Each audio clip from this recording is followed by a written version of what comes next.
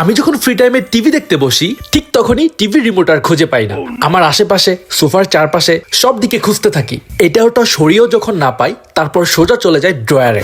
ড্রয়ারের ভিতরেও আমি উল্টিয়ে পাল্টিয়ে খুঁজতে থাকি, বাট রিমোট না পেয়ে যাই অন্য কিছু। তারপর যেদিকে প্রথম খুঁজেছিলাম আবার সেদিকেই খুঁজতে থাকি, আর তারপর রিমোটটাকে পেয়ে যাই ময়লার ঝুড়িতে। নিজেও জানি না এই রিমোট ময়লার ঝুড়িতে কেমনে আসলো। তো যাই হোক, তারপর রিমোট পেয়ে আরামসে টিভি দেখা স্টার্ট করি। দ্বিতীয় দিন, পরের দিন যখন আবার টিভি দেখতে গিয়েছি ঠিক সেম ভাবে আবারও রিমোটটা খুঁজে পাচ্ছি না। তো এইবারও আমি ড্রয়ারে টিভির চারপাশে উল্টিয়ে পাল্টিয়ে দেখছিলাম। উল্টে পাল্টিয়ে দেখার পর যখন না পেলাম সোজা চলে গিয়েছিলাম বাথরুমে। বাথরুমেও না পেয়ে সোজা চলে গিয়েছিলাম কিচেনে।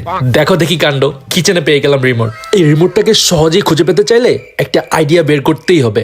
আইডিয়া। তৃতীয় দিন, আগের দিনগুলোর মতো আজকেও আমি টিভি রিমোট খুঁজে পাচ্ছিলাম না। আজকেও যেহেতু পেলাম না, গতকালের আইডিয়াটা ফলো করি। এইবার রিমোট পালাবি কোথায়?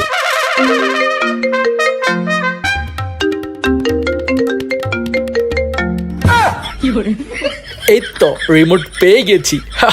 বলেছিলাম না পালাবি কোথায়। তো গাইস, রিমোটের সাথে মোবাইল পেঁচিয়ে রাখার আইডিয়াটা কেমন ছিল অবশ্যই কমেন্ট করে জানাবেন। আর আইডিয়াটা যদি ভালো লেগে থাকে তাহলে অবশ্যই লাইক কমেন্ট শেয়ার আর সাবস্ক্রাইব করবেন।